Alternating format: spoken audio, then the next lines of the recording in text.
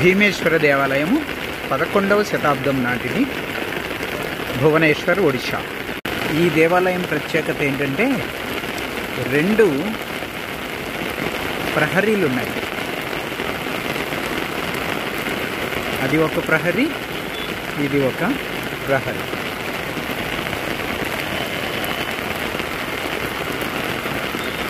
అలాగే ఇది పంచాయతన విధానం అంటారు. అంటే దేవాలయానికి లోపల, గోడ లోపల 4 మూలల 4 గోపురాలు ఉన్నాయి. మధ్యలో ప్రధాన గోపురం ఉంది. దీన్ని పంచాయతన గోపురాలు అంటారంట విధానం. మంచి వర్షంలో బ్రహ్మేశ్వర స్వామి దేవాలయ దర్శనం.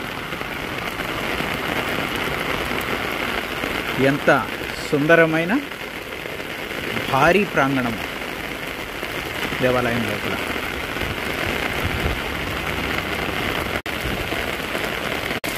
జై భవానీ, సుందరమైన అమ్మవారి దర్శనం. జై వీర హనుమాన్.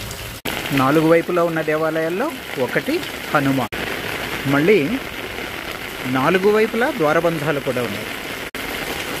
మరో దేవాలయంలో నాగలింగేశ్వరుడు ఉన్నాడు.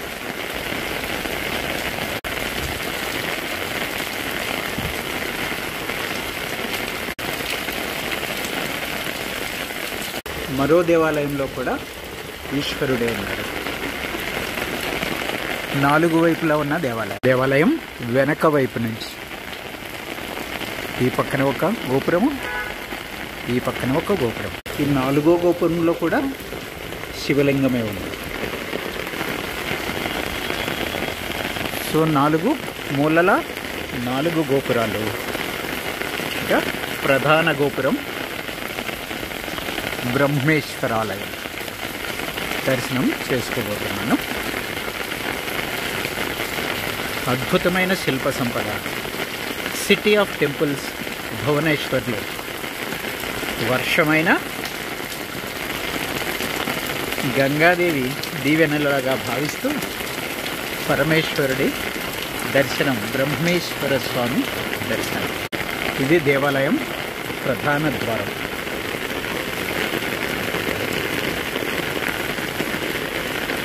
లోపల బ్రహ్మేశ్వరుడు పెద్ద శివలింగం. బిడ్డకి పాలిస్తున్న తల్లిని చూపిస్తూనే ఎంతో శృంగారభరితమైన చిత్రాలను కూడా చిత్రీకరించారు. శృంగారము,